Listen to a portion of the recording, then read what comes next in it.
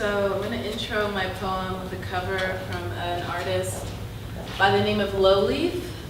She's a harp pianist extraordinaire.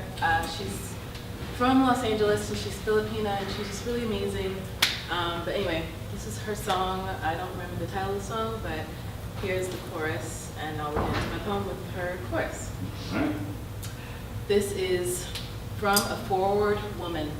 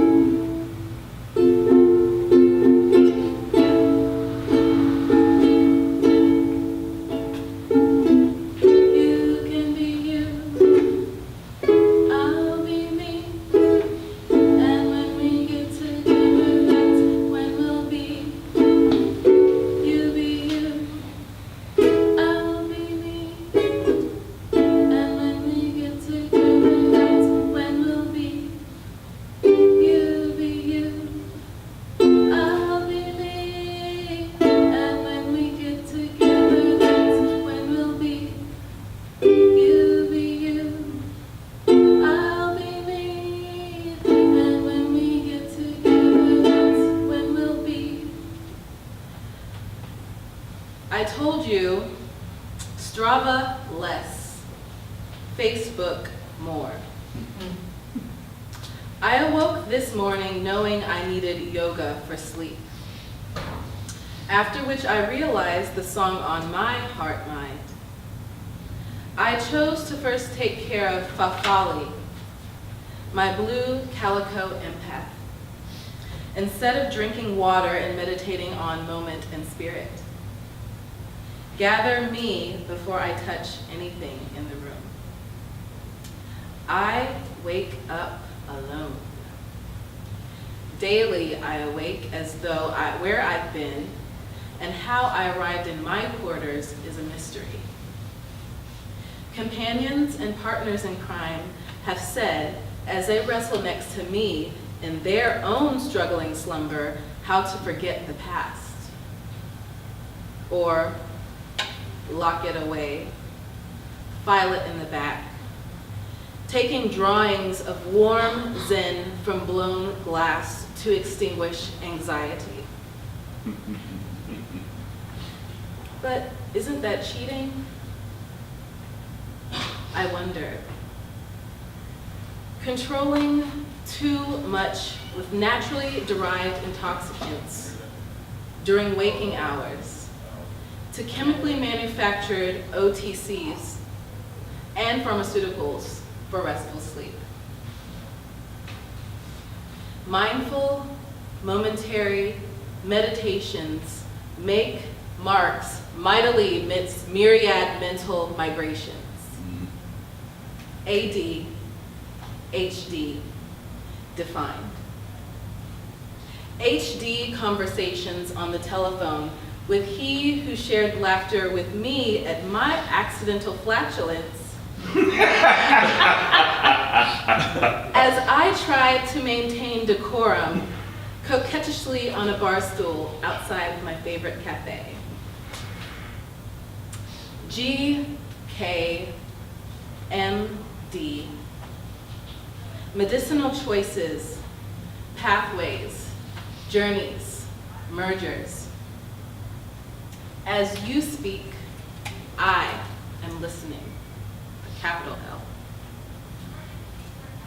Bottoming out to the foundations from friendship, first introductions, firm handshakes from a forward woman.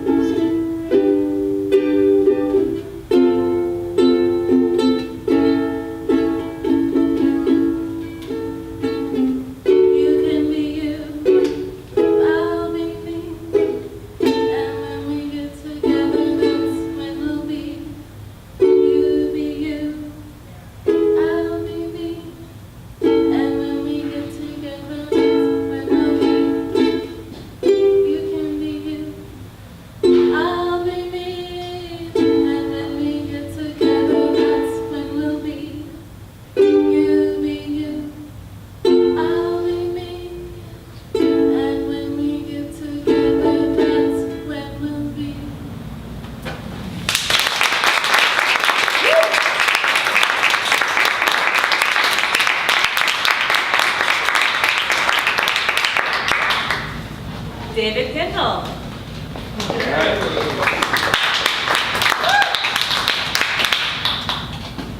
My grandmother, Ruth Swain Kendall, was a very frugal person, which is understandable considering that she lived through the Great Depression. And she agonized over every little decision involving money, even after the point where she was well-to-do. She had money. My grandfather had died. They had a farm and done well and had nice, good savings.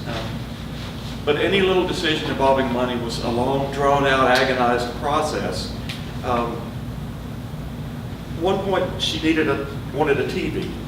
Something like a television was considered, an extraneous, not really a necessity like it is now. TV was constantly on the fritz, had to go bang on it to get it to work right, kick and shake. And my father was beyond frustrated with hearing these long, drawn-out Jeremiahs about money, and I want a TV. I'd love to have a TV, but I just can't afford it. Bigger.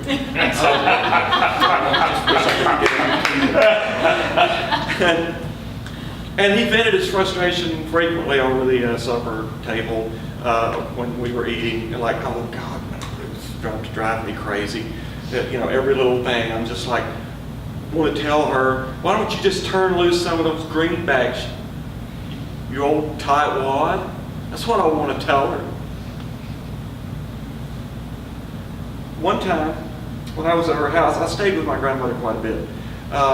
And we were watching TV, and once again, the best part of the TV show, the TV started to fritz out. And she's like, oh, David, go hit the TV. I go hit on the TV until it finally starts working right. And I sat down, she said, I would just love to have a new television.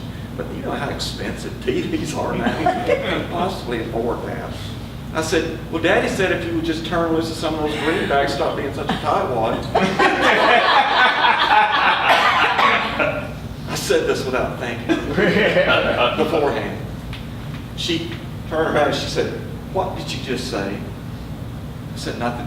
I knew I'd made a horrible error in judgment. I said, nothing. She said, tightwad, skin plant. I said, what else did he say? And I said, nothing. He didn't say anything. She did this, which meant it was serious. She said, now I want you to tell me right now what else he said. I refused. I bowed up and I turned him and I dug in my heels and I just refused. I'm like, no, nothing. nothing, no, didn't say anything. The other thing about my grandmother, she was a fantastic cook. Everything she made was like the best of its class, but she had this one thing that she made, which I loved more than anything else. They were called fried apple pies. Others might know them as turnovers. And these were made from the dried apples from our own orchard that were sun-dried and then preserved. And then in the winter, she would get some of these apples, boil them down with copious amounts of cinnamon and sugar and butter, put them in this little beautiful circular dough, fold it over, fried in lard.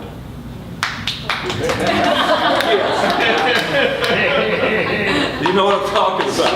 Yeah. And then you would put real butter on it, and you would pour molasses on it, and you would eat it, and it would be the best thing that you ever had in your life. And also being a bit of an evil political genius, my grandmother realized she was getting nowhere. She changed approaches. She said, and I love to help her cook too. She said, I bet David would love some fried apple pies right now. Yeah, do you want to help Grandma make some fried apple pies right now? But yeah, of course. Me thinking, she's forgotten all about this latest gaffe. It's all over. It's good now. She said, well, just come on into the kitchen and we'll get to work. So we go to the kitchen, we get the stuff out, roll up. My favorite thing was rolling out the dough. We rolled out the dough, got the apples boiling, got everything ready. put the we cooked up a couple of them. We put the filling in there, flipped the thing on it, fried them up. They were just perfect, and they were perfect when they just came off. She put mine on a plate and brought it over to me right before I reached for it. She said, "Would you like to tell Grandma what else your daddy said?" And I said, "No." She said, "Well, I guess I'll just save these for later." She walks over to the counter and sets the plate down. She said, "Well, let's just put all this stuff up." I'm like, okay. He said, and I spilled the beans. I told her everything. Not just that conversation, but I went back months. I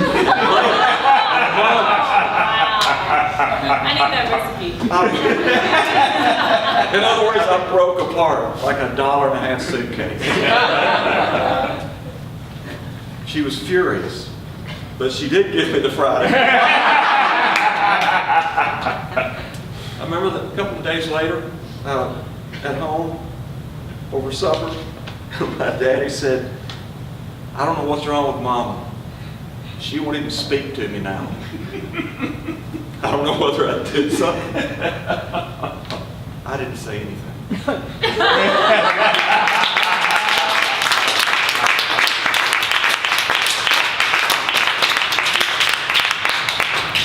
All right, and our final poet of the night, Thom, the world poet.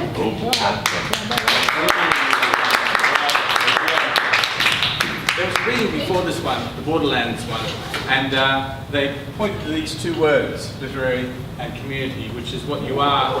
And they read the poem by W.S. Merwin called Thank You. Does anyone know that poem?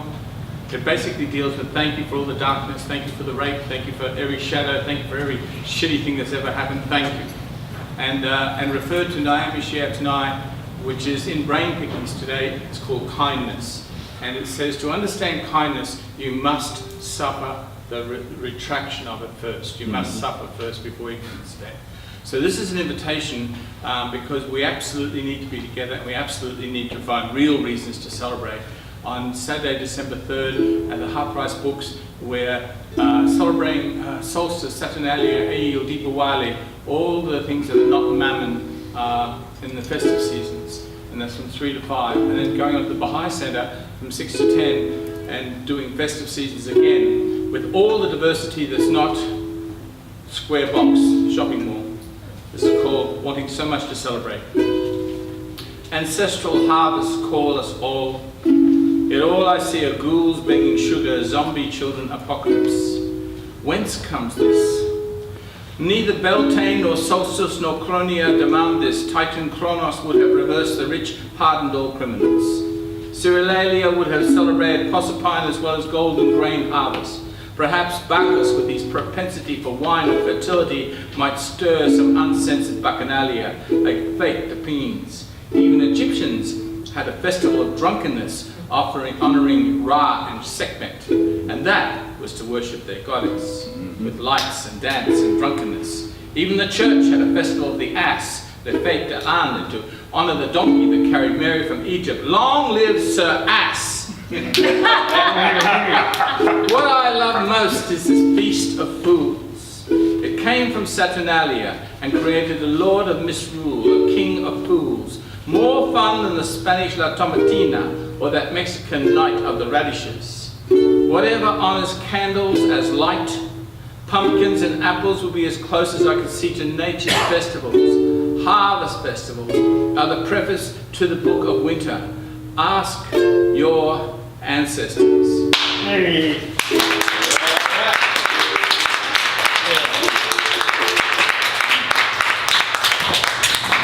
All right, folks, that concludes November's edition of the Austin Writers Roulette. And let's see, the next one, December 11th, the theme will be Tangled Webs. Okay. So, start thinking. I love the diversity of opinions and presentations that we had today, and I look forward to December's. And as a special treat, well, special to me because I put it together just for you guys, the 2017 list of themes are up on the website for those of you who know us through Meetup, for those of you who just stumbled across the website. And if you haven't, we do have these nice little red cards that have the website on it, so you can go. And if you want to plan ahead, because I don't think I'm the only Virgo in the room who likes to plan ahead. But yes, we do have the themes for 2017 up on the website in the Meetup group. So yes, Could I just make an announcement? go right ahead, Stephanie. You made us stand up because the Thom was the largest muscle. Or strongest, not largest. November the 20th at the Austin City Hall, there is the annual Transgender Day of Remembrance. Looking at the site this morning, there was 21 murders in the U.S. of transgender individuals. Throughout the world, there was nearly 300. So this is a day to remember, and just invite everyone to come out. It starts at 6:30, and it's basically 2 weeks from today. Not AM, right? PM.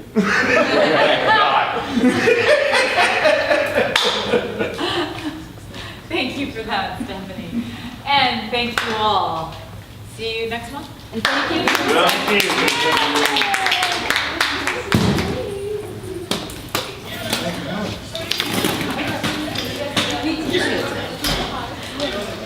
I know, I was like, why do I want fried apple pie? Yep, see you there. I loved your piece.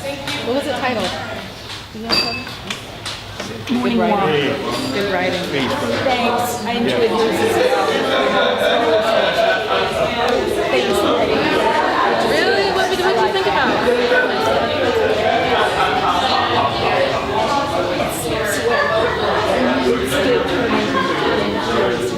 I want to watch the recordings. I always watch the recordings and critique myself for recordings, but I feel like I didn't hear much of what Thom was saying because I'm so focused on my learning my chords and stuff.